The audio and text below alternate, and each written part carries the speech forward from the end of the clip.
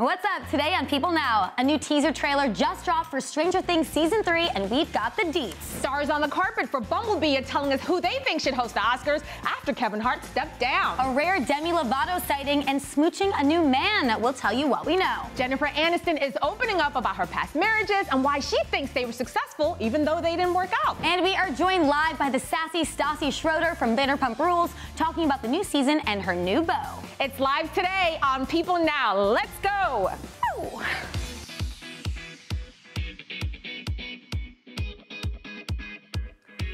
Good afternoon, everyone. Starting our Mondays off with a booty bump, right? Absolutely. Sounds good to I'm me. Andrea Boehlke. And I'm Makondovu filling in for Jeremy today. Big shoes to fill. Medium shape. All right, lots to get to today. But first, watch this.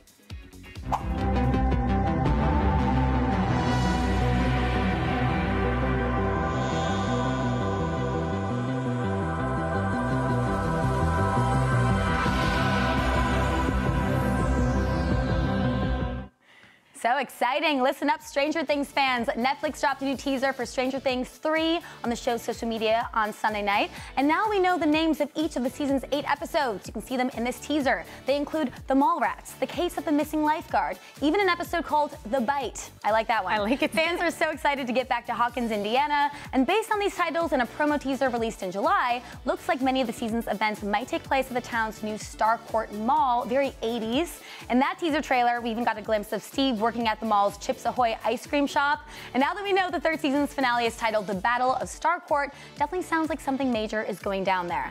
Did you spend a lot of times in malls? I did not. I'm not really, I wasn't really a mall kid growing up. There weren't a lot of malls in Zimbabwe, yeah. A lot of people, it's very nostalgic for them. Still waiting for more news about the plot itself. The show's cast and creators are staying pretty tight-lipped, so these little clues we'll have to do for now. Stranger Things returns to Netflix in the summer of 2019. And since we are so pumped about the Stranger Things news, we want to take a look back at previous seasons. That's right. It's our question of the day, so tweet us a GIF of your favorite Stranger Things character. Is it Eleven? Is it Hopper? Do you love Destin? We want to know. I want to know. Send in those gifts using the hashtag #PeopleNow. You might see them on the show. We'll check in a little later. But for now, moving on to this. Your favorite Transformer, Bumblebee, is back in theaters this month, and the cast hit Hollywood for the premiere on Sunday night. They're revealing their picks for the Oscars host. Take a look. I don't even know. John Cena, how's that? I don't know if I'm even close to ready for that. Well, you know, in talking about The Rock's accolades, why don't you add that to the list? I think he's charismatic. He knows how to work a live audience. I think he'd be great for the job. I don't even want to get into that. I don't know. It's a tough gig, man. It's a pretty thankless gig. So, you know, you can do really well and kind of not get your head chopped off and just make it out alive. But if you don't do really well, you know, everyone kind of, you know, crucifies you for it. So, I don't wish the hosting gig on anybody. I think Jimmy Kimmel's always fantastic. You know, I think he's always hilarious. Chris Rock is hilarious. I mean, you know, it'd be good to see maybe someone new out there, but who knows? It's a hard decision. Well, since Kevin Hart stepped down last week, Hollywood has not been quiet about who they think should take his place. Chrissy Teigen echoed John Cena's suggestion, tweeting out, "How about Ellen or The Rock or Ellen and The Rock?" I actually really like that idea. I think that's a good one. But her suggestions did not stop there. She followed up with, "I also nominated Lin-Manuel and Amy and Tina and The Rock and Ellen, all of them please." Let's just have like 7 hosts. Busy Phillips also waited and volunteered herself for the tough job, writing, "I am available," and then tweeting again less than an hour later. She really wants it, you guys. Shoot your shot. Yeah, girl. And author Stephen King gave his 2 cents. He suggested comedian Patton Oswalt, saying, quote, "He's funny, sharp-tongued, and he knows film." I mean, it's always important to know film if you're going to host the Oscars. Okay, do you have a front runner? I sure do. South African's talent legend, Trevor Noah. That would be really good. I think so too. Let's get a woman up there. We're like Tiffany Haddish. Maya Rudolph. Yeah. Yeah. A lot of funny ladies. Yes. I don't know. I'm really excited. Yeah. We'll have to see. We'll keep you posted. All right, but we are continuing our exclusive coverage of Priyanka Chopra and Nick Jonas's wedding. Can't stop talking about it. And if you thought Priyanka's 75-foot-long veil was over the top, totally casual. wait until you see the size of her cake. This massive 7-tier dessert was served to guests after their first ceremony on Saturday. So the cake's design was influenced by the Art Deco style. Look at that. I mean, it looks like a house.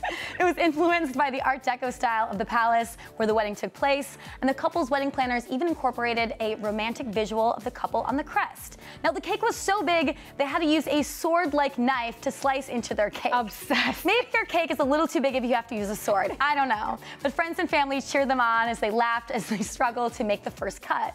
Now, the cake could have been enough to feed the entire party, but guests also enjoyed a menu that was both classic and eclectic. They had everything: food from the royal kitchens of India, recipes that were passed down generations, dishes with more European and American influences, even their favorite street food. You know what? I love that. I love that too. I love that they were able to merge two cultures together in such a beautiful, seamless way. And how cool to have street food at your wedding. Yes. That's really cool. It's such a luxurious wedding too. I'm here for it. I can't get over how big that cake was. All right, Mako, you have even more for us in Star Treks. Andrea, that is right. We are sorry, not sorry, to be kicking off Star Treks today with this.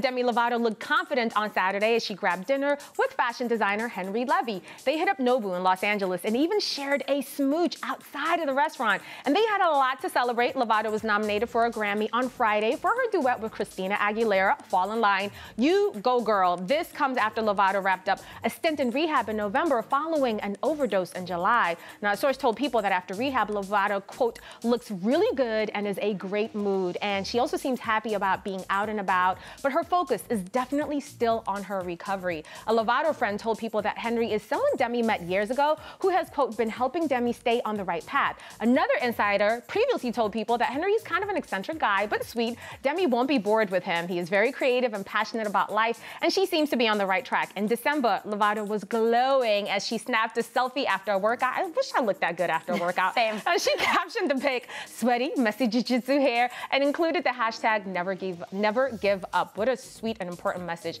Okay, this is some Dad of the Year material here. Dwyane Wade posted a video feeding his newborn daughter, Kadia, this weekend. The NBA star wore a gray bathrobe with the monogram Cavs Dad as he doted on his sweet little girl.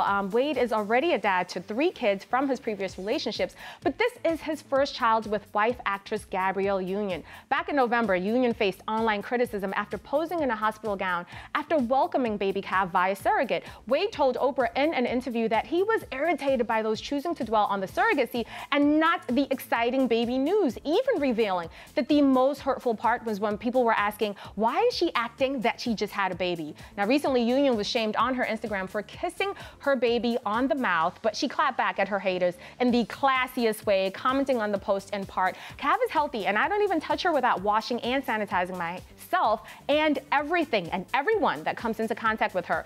Going on to add, if you think I waited this long and went through all of this to put my baby in harm's way, you got another thing coming. Tell them, Gabby. Now, moving on to this. Is there a new man in Briana DeJesus' life? Well, after splitting from Javi American in February, the Teen Mom 2 star posted a photo on Saturday of her getting cozy with somebody new. In the photo, she's snuggling up to her new man, Johnny Rodriguez. And in a now deleted caption, she writes, all mine. I am so grateful to be by his side. You're such an incredible man, and I am the luckiest girl in the whole bleeping world. Now, this weekend, Briana posted more photos to her Insta stories while celebrating Johnny's 27th birthday. Guys, she's clearly smitten and even hinted in her Insta stories that she's excited for his 28th birthday. So looking to their future together, I'd say that's a good sign.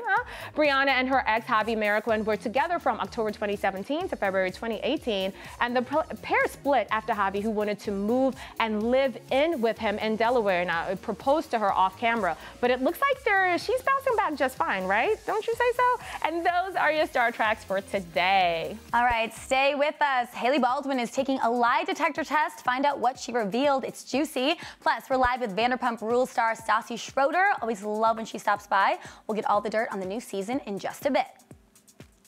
All right, in honor of the Stranger Things 3 teaser trailer, it's getting us all excited for 2019. We want to see your favorite Stranger Things gifts. Let's see. I know we have some good ones. Let's check them out. Do you remember this episode? Look at them dancing. I'm here for that. He's so cute. Gaten Matarazzo is so cute. I know. My God. Now, it's weird now that we see them older. Yeah. She's so adorable. She's our friend and she's crazy. I say that about all my friends. All my friends That's too, and totally myself. relatable. And yourself, yep. All right? Awesome. Now keep tweeting in those GIFs. Now moving on to this. So this picture is getting everyone riled up. We're all wondering, who are these women? That's the question Scott Disick's Instagram followers are asking. After he posted this picture, there's these two mystery women by a luxurious pool. Oh, talk about post and delete. He deleted it. He did. But it was captioned, "This looks nice." Well, I'd say. Now, Andrea, I have an important burning question for you. What? Who do you think these ladies are? Okay, I don't think these are just random ladies. Okay. I think it's Sophia, who he's been dating for over a year, and probably Kourtney Kardashian, the one looking out towards that pond or whatever. Okay, like a blended family situation? Yeah, okay. I think he's doing it to stir the pot, get us talking about it, which we are doing. Which we are, yeah. But I will say, I think it's weird. I don't know, hanging out in a pool with your ex and your current girlfriend is kind of bizarre. It's weird in one way, but in a way, it's also very grown-up of them. The fact that they can put aside their differences and sort of hang out together is kind of cool. Yeah, because it's not the first picture we've seen of Kourtney hanging out with Scott recently. She posted this image. There's one where she's lounging on the bed, captioning it totally casual parenting, which I think is really funny. But if I was Sophia and I looked at that, I'm not sure how I would feel about Kourtney in that dress.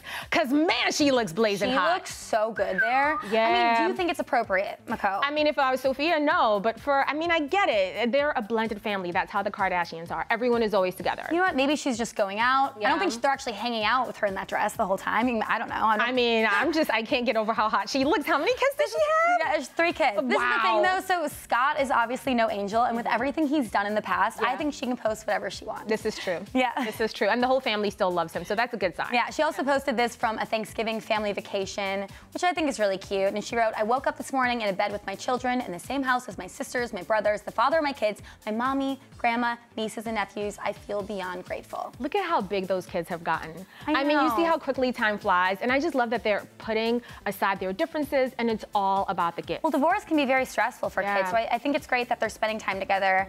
I mean, he's even been seen taking her grandma to lunch. That's so sweet. Yeah, so they're on good terms. There's a lot to say about Scott, but him being a family, we can't even dispute that. Yeah. But so they seem to be doing well on good terms, but it can be hard on Sophia. This is what sources are saying. So they've been dating since September of 2017. But the source says that Sophia knows Kourtney isn't her biggest fan. She understands they'll never be friends, but she has proved to Kourtney that she's great with her kids. She hopes her relationship with Scott lasts. We do too. Yeah. Yeah, I really wish them the best. Now, maybe the image by the pool is in fact the women hanging out together. Do you think that's a possibility? Maybe it was a sign that everything is good. Yeah, I'm here for it. All right, moving on to this, take a look. Yeah, it's a party in the USA. Sing it, ladies. I would sing, but my voice is a little raspy. Yeah, right I now. like it, though. Miley Cyrus made a very special appearance on Carpool Karaoke, the series this week, joining BFFs Kendall Jenner and Hailey Baldwin for a very revealing car ride.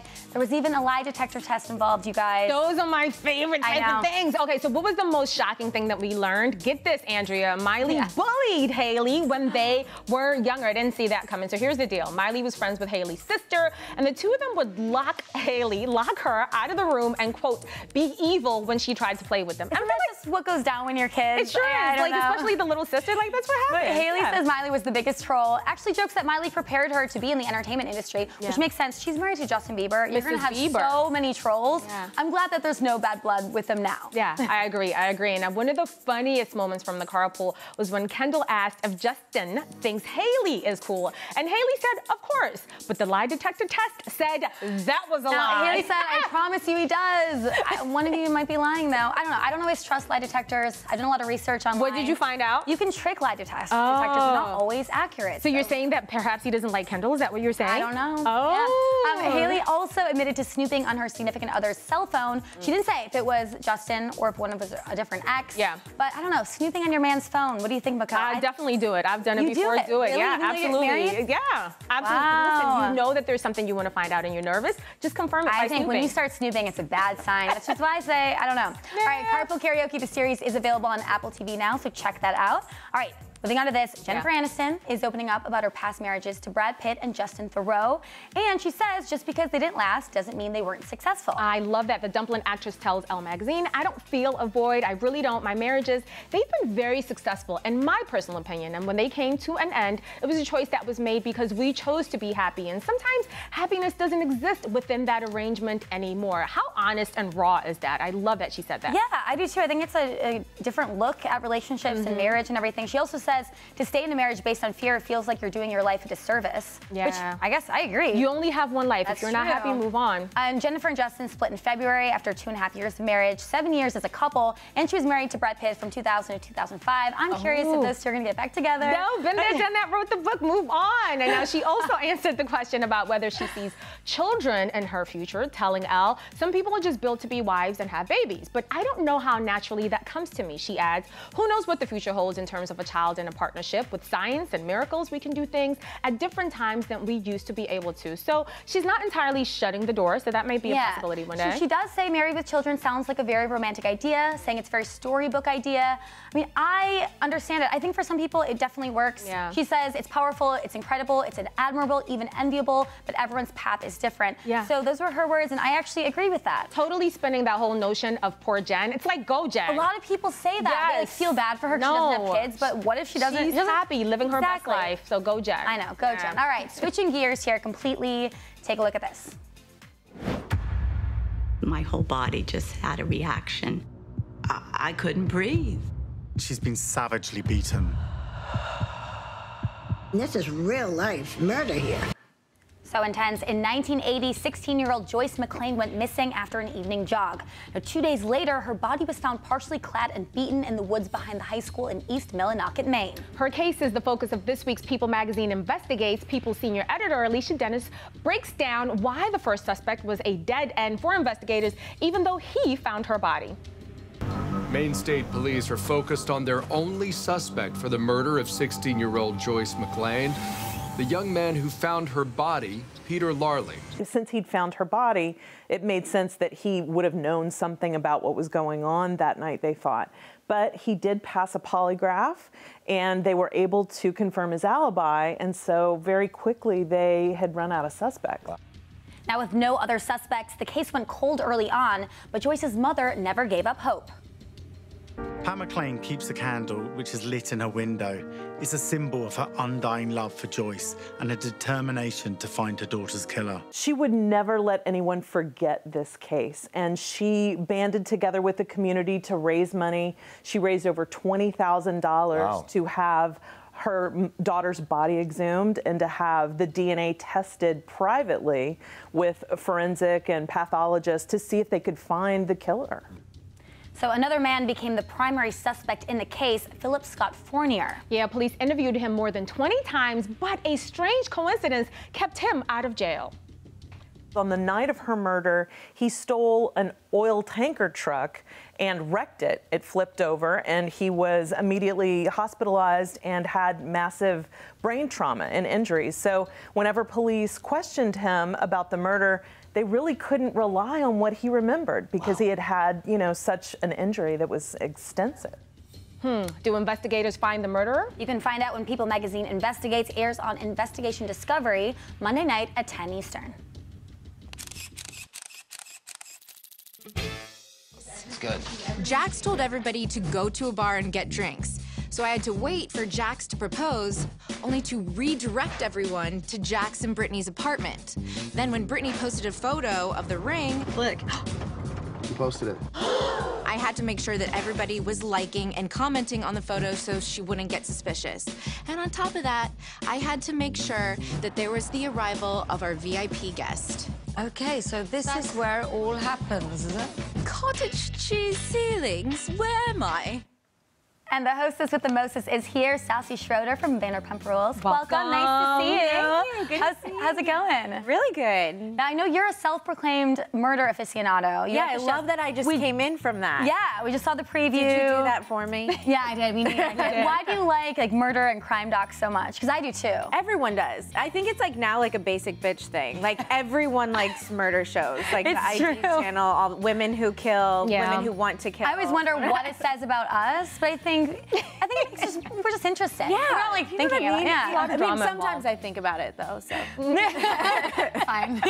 Okay, let's talk about Vanderpump Rules. I love seeing you happy this season. You were literally in tears over your new man. This is a new Stassi, so you're coming up on almost a year together, right? Yeah. Are you guys living together? we lived like a block away from each other. Oh. So he takes my little mini bedazzled motorized scooter back and forth. Love that. Also, shout out to Bo, because he is here here. You don't see him. Hi, Bo. I love that he's coming with you to New York. That must be really fun. Yeah, that's never happened before. I like realized that. I was like, oh my God, in the 7 years that I've been doing press, I've never had like a boyfriend come along with me. So this is fun. And also, it's a really romantic time of year in New York. Christmas time. I know. Lots of memories. Now, I have a question. What have you learned about yourself since breaking with Patrick and now finding Bo? Like, how have you changed as a person? I think I'm just more comfortable with myself. I feel like back then I felt like I was always really insecure and I just like didn't know myself as much as I do now. And I feel like just Bo allows me to be myself and loves all of the weird shit about me that it just makes me feel like I'm like me. That's like such a great feeling. I want that. I do too. You'll get it soon. I do. I know. I'm like, I have you it. have that. So we stalk you guys on Instagram, totally obsessed, and you're both so adorable, and you get to be weird together. That's when you know that you have a good thing. What is his weirdest habit? Weirdest habit? Yeah. God. Or like the weirdest thing you guys do together or something. I mean, he literally does like surprise me and walk around in like a dinosaur costume often, like a big blow up one. Whatever it takes to keep things exciting. Yeah. I think it's pretty weird. Yeah. I saw this on Twitter. So obviously you and Lisa have had your differences, but she tweeted, love me some Bo. What was your reaction when you saw that? Honestly, that makes me feel so good, but Bo is somebody that, I don't know what this is like, but like everyone likes him. Like I always like tell people that like he ups my likability factor. No. I'm used to being like the more likable one in a relationship and I'm not anymore. So it's yeah. Is that intimidating or is it? No, I like it because I can relax. I don't have to be on. I can just sit back and let him be on. Sounds like he's a keeper. Now, Jax and Brittany were here, speaking of everyone that loves him. Yeah, and they said that you would be the next to walk down the aisle. Are you feeling After a little Lala. bit? Yeah. Are you feeling a little bit of a wedding fever? Yeah, well, we talk about it, and honestly, I never thought I was the marrying type until I was in this relationship, and so now it's something that like I get giddy and excited about and like, thinking about. So yeah. Yeah, I mean, obviously it's a lot, but like, do you know the timeline? Are you someone that like grew up like knowing what kind of ring you wanted? Not at all. I know, I'm the same. No, not at all. Like dress, I have no idea. Location, I really don't know. So like this is all new. All of these like new exciting feelings. Yeah. Oh, that's amazing. So you were one of the only ones to know about their engagement before it happened, Jax's? Yes. So some of the other girls weren't totally on board though. Now Jax is your ex-boyfriend and you've probably seen the worst of him out of anyone. So do you really think that this is the new Jax that we're seeing? I do. Yeah. And it's not just because of the passing of his dad, but like this whole year, all of us have watched him really just like shift in terms of just his energy and how he not only treats Brittany, but how he treats his friends and us and all of that. And it's just been really awesome to watch because I've really always been somebody that's like, people don't really change. Yeah. But we've watched him change. I interviewed him a year ago and he was in a really bad spot. And then interviewing him last week, I was like, this really is like a new guy. So you see. Yeah, I saw it and I'm so happy for them. They seem so, that's like, good. thrilled for them. We love that. Yeah, you've been very busy too. You wrote a book. I did. Really cool. So Congrats. you sit down, you write this thing. What's something that came up from the past that maybe surprised you or like you learned about yourself while writing this book? While writing the book? Yeah. Oh, I had to think about like, honestly, I've like suppressed my like losing my virginity story for like years. Going back and like having to like think about that and write about that and like all the embarrassing things that I've gone through. Yeah. That was like kind of like the trippiest part. The trippiest part for me is the title of the book. It's the Next Level Basic. What does that mean, Next Level Basic? Okay,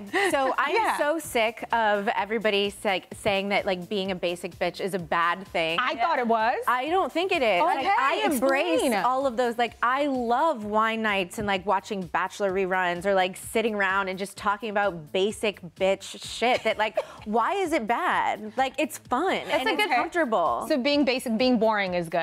Yeah, well, it's not necessarily boring. Yeah. It's just the stereotypical shit. That's what I'm saying. This is actually like a good case in point because you think basic bitch is a bad thing. Yeah, when I thought next level, I'm thinking the next thing past basic. It's embracing. I'm glad next we're level having is this when you're conversation. embracing the fact that you love, like, the second like it gets cold and it's the first day of fall, you want to go to a pumpkin patch. Yes. Like that's basic, but like that's it's okay. awesome. Yeah. It's good. Wait, let's go to a pumpkin patch. I don't know about that. I don't know about going to. Keeping with the basic thing, we love your outfits of the day. Your outfits are always great. What's your advice for like the best picture/selfie?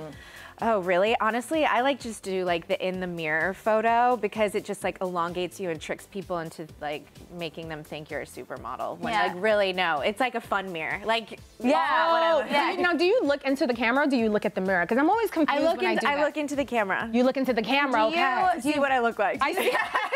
Do you Facetune at all? I'm always curious how much people Facetune. I do a little bit. A little bit. Yes. I try and make an effort to not totally do it because whenever I'm on Instagram, I get really depressed when I'm like, Gigi Hadid. And now I can't even follow sometimes. And I'm like, I hate myself. So I try not to do it a lot, but like every now and then, I think it's totally allowed. Now, everyone in our office is totally obsessed with the Vanderpump Rules. All of us. Like, it's such a great show. And we wanted to get the real tea behind some of the show's most iconic moments. Okay. So let's start with this. Okay, you're ready? Okay, she nodded. She's ready. The night that you slapped Kristen after you found out that she slept with Jax. Now, this is one of the best moments in the history of the show. That was super real. What is the one thing we don't know about that scene?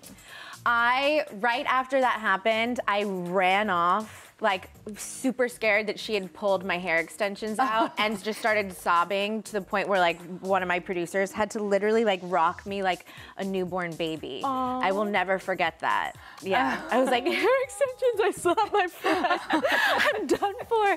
Yeah, it was a night. A crazy moment. This one, your birthday last year, you skipped on the bill after Katie asked a stripper to do a butt shot.